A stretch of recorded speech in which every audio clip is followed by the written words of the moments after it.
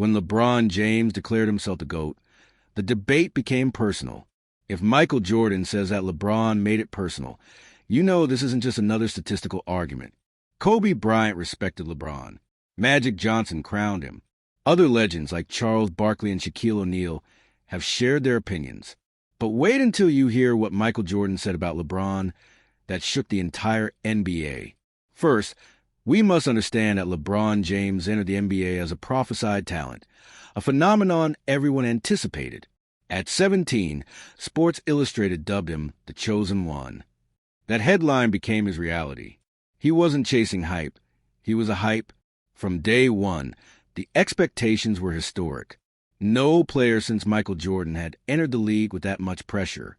Somehow, LeBron didn't just survive it. He lived up to it.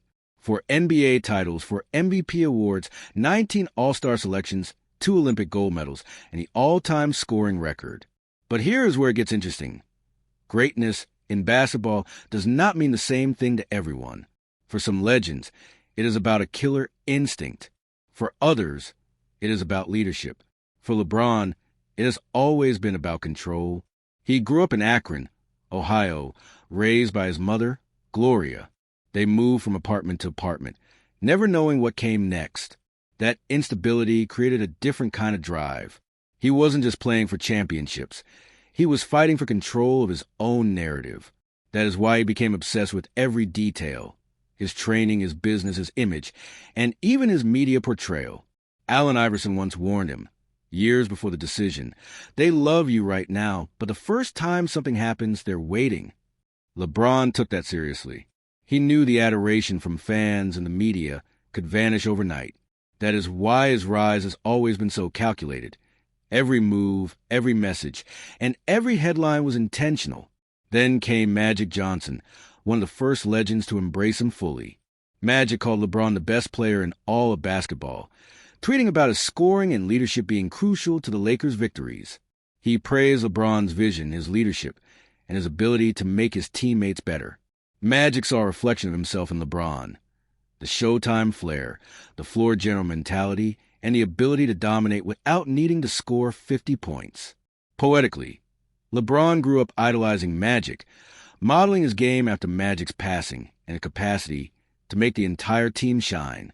That is where LeBron's version of greatness began, not in isolation, but in orchestration. Still, not everyone defines greatness the same way. Michael Jordan built an aura of mystique by disappearing from the public eye.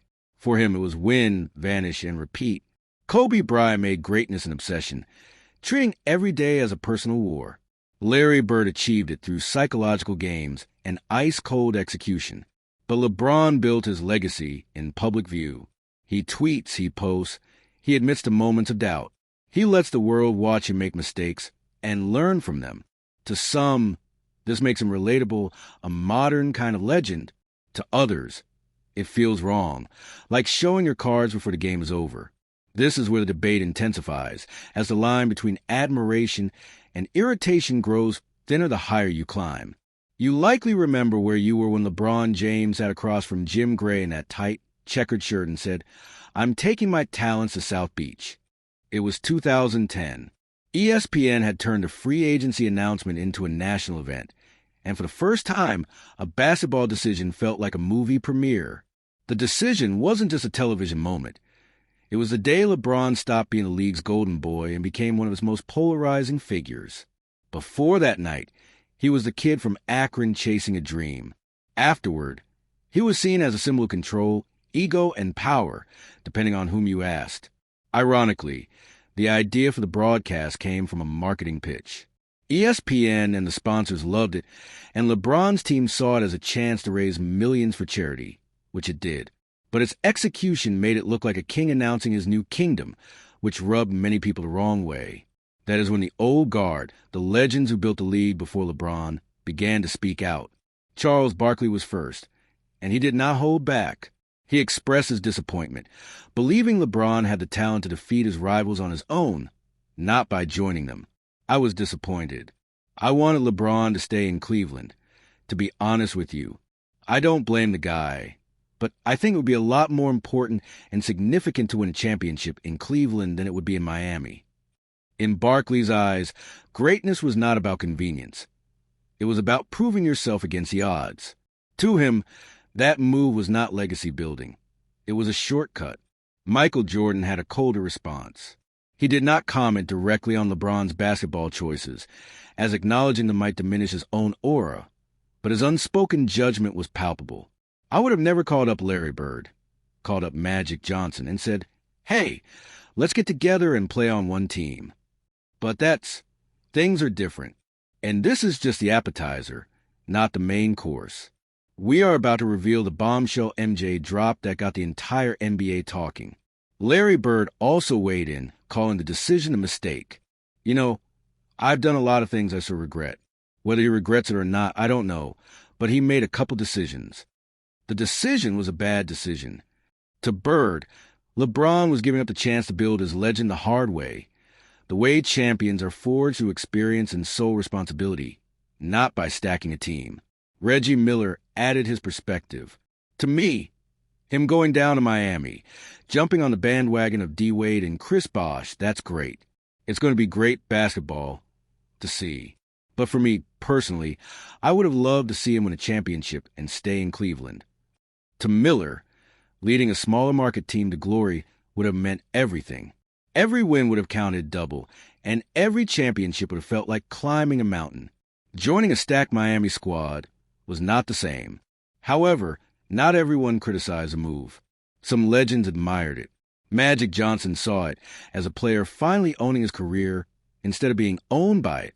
For years, stars have been traded or mismanaged by front offices. But LeBron flipped that power dynamic overnight. Suddenly, players were the CEOs of their own careers. In the middle of that chaos was Pat Riley, the man who helped make it happen. I'll never forget when he said, "I'm taking my talents to South Beach." You could hear the whole place. The city was like, all of a sudden, everybody's out in the streets yelling and screaming. I went out in the street, I'll never forget. So you knew until then? I knew. Riley saw what was coming before anyone else. When LeBron's camp told him about the TV special, Riley warned him it would be messy. He later admitted he knew the backlash would be severe, but he believed that once the game started, winning would fix everything. Spoiler alert, it did not. The Miami Heat instantly became the NBA's villains. Fans who once cheered for LeBron turned on him.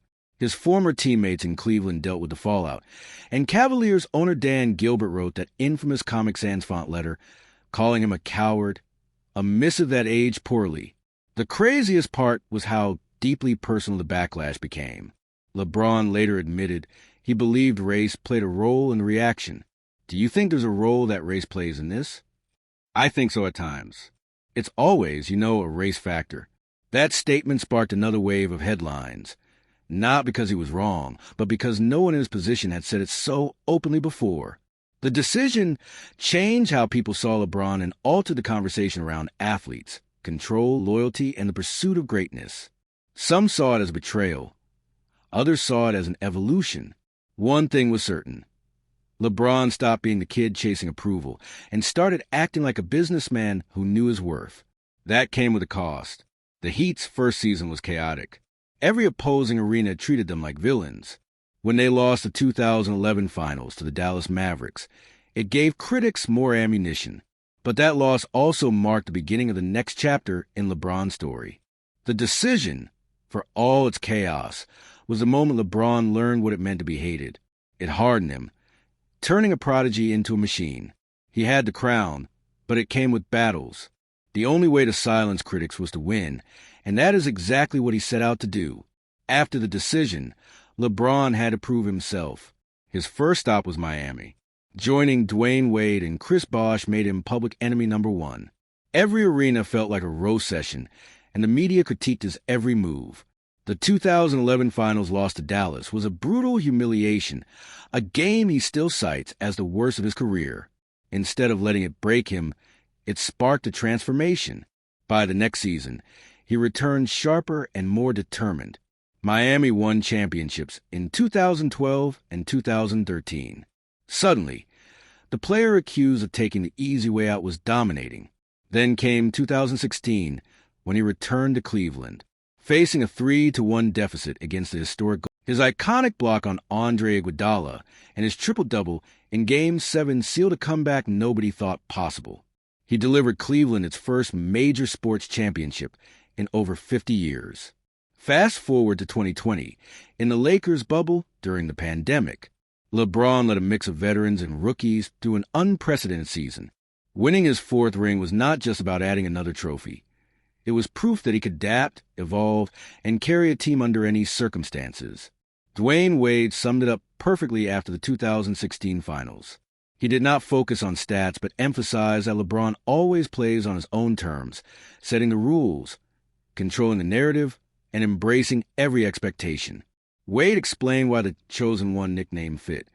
Obviously led by Bron, I think that moment right there really put him where he probably wanted to be, where everybody thought he was going to be one day, when he was deemed as a Chosen One.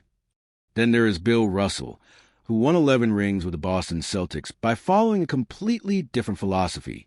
For Russell, greatness was about the team first. Ego came second, and unity mattered above all. He famously said, "My ego demands for myself the success of my team."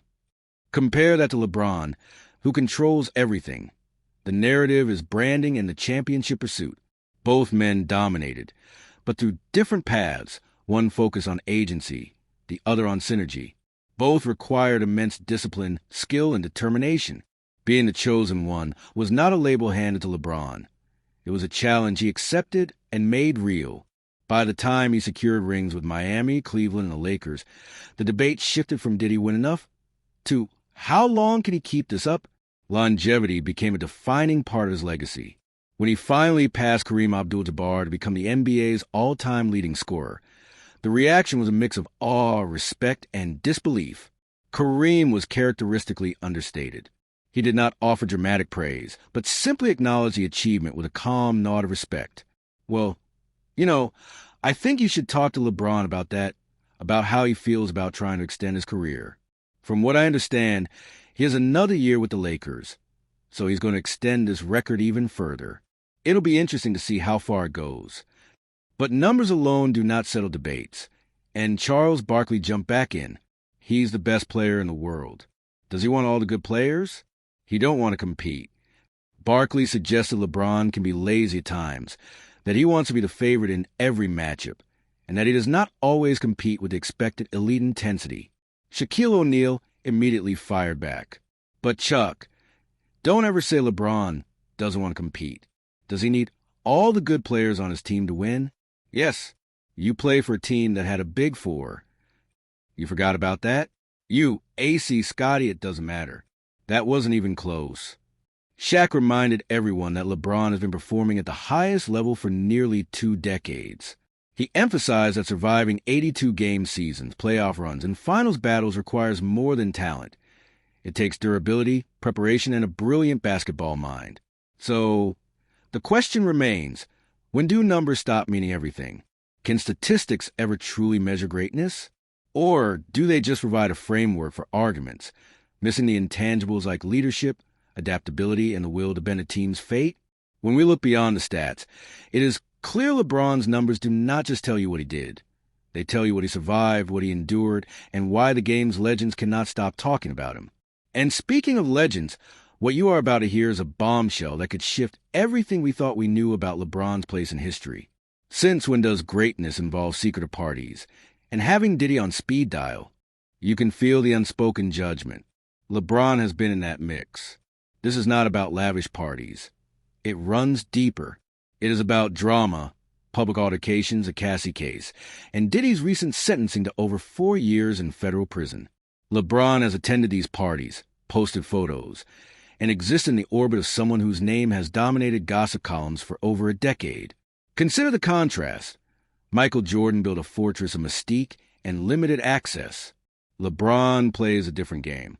He thrives in the spotlight, embraces social media, and cultivates friendships that make headlines, including with controversial figures like Diddy. People noticed. Every time a scandal involving Diddy broke, people whisper about who was in his circle. LeBron's visibility in that circle made fans and critics raise their eyebrows. Was it networking, a taste of the high life, or a deliberate statement that he would not hide behind the same walls Jordan did. While Jordan's mystique shielded him from gossip, LeBron's openness made him a target. Yet, he does not retreat. He posts, he smiles for the cameras, and he jokes about it. For LeBron, fame is a double-edged sword he has learned to wield. When Michael Jordan saw the association with Diddy, he did not hold back.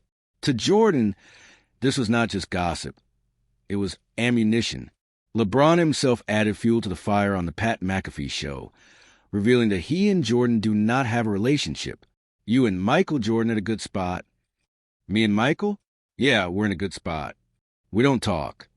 Why not, you think? Because I'm still playing. Contrast that with Jordan's mentorship of Kobe Bryant.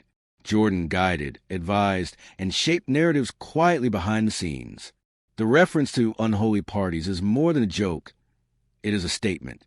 LeBron's on-court dominance, combined with his controversial associations, ensures that every headline becomes part of his story. The gossip, drama, and public fascination are now inseparable from his legacy. However, all the headlines only make LeBron's leadership style more fascinating. It is not the loud, fiery type you see in movies. Dwayne Wade stated that LeBron commands respect without ever yelling. Early in their Miami tenure, Wade was the primary vocal leader. But by 2012, LeBron had become more assertive, confidently taking charge in a way that complimented Wade. He was orchestrating the locker room. Kyrie Irving shared a story from their time in Cleveland. After a tough loss to Portland, tensions were high. LeBron facilitated a healthy exchange in the locker room, holding everyone accountable and calmly steering the ship through the mess. Anthony Davis tells a similar story. When he first teamed up with LeBron, Davis was a quieter leader. LeBron taught him to speak up, take ownership, and embrace his role in the bigger picture. Now, Davis is a vocal, respected presence, crediting that evolution to LeBron's influence. Compare this to the older legends. Larry Bird led with quiet confidence. Kobe Bryant demanded intensity and perfection. Michael Jordan inspired through a mix of fear and brilliance. LeBron blends elements of all three. He is vocal when it counts, strategic in his corrections, and calm under pressure. Players follow him because he balances accountability with support. But even the best stumble. For LeBron, the 2011 Finals loss was that stumble. Critics questioned not just his skill, but his loyalty and heart. 5 years later, the narrative completely flipped. Being down 3-1 to Golden State looked like a repeat failure. But this time, LeBron was not just responding. He was rewriting history. Every block, every clutch shot, and every possession signaled a transformation. The city that once felt betrayed watched its hero in a half-century of sporting disappointment. Yet, not everyone was convinced. Scottie Pippen offered a brutally honest take. My problem is more so with LeBron. If you are the greatest player, if people are saying you're the greatest player, or if people are saying Michael Jordan is the greatest player, why do you need to say it? That comment resonated because it was not just a jab. It held up a mirror to the self-proclaimed GOAT. LeBron has called himself the greatest as often as his most ardent fans. In that regard, Pippen had a point. But greatness extends beyond titles, stats, and on-court dominance. For LeBron, it has always been bigger than basketball. Consider the I Promise School in Akron. He did not just write a check. He invested in a system designed to uplift an entire community, providing education, stability, mentorship, and opportunity. Then there is his political voice. He has never shied away from speaking on contentious issues, pushing athletes to see themselves as more than entertainers. His production company is another avenue for shaping culture, telling impactful stories, and amplifying marginalized voices. Not everyone understands this approach, but legends like Magic Johnson see the full picture. They recognize that greatness is not measured solely in championships, but in influence, in how you use your platform to push the world forward. LeBron has done that while performing at an elite level, redefining what it means to be a modern superstar. Every word spoken about rarely admitted concern about anyone. He saw in LeBron a figure who could challenge his throne. So, this story is not just about rings or statistics. It is about respect, admiration, and the quiet tension from the icons who came before him. So let me know.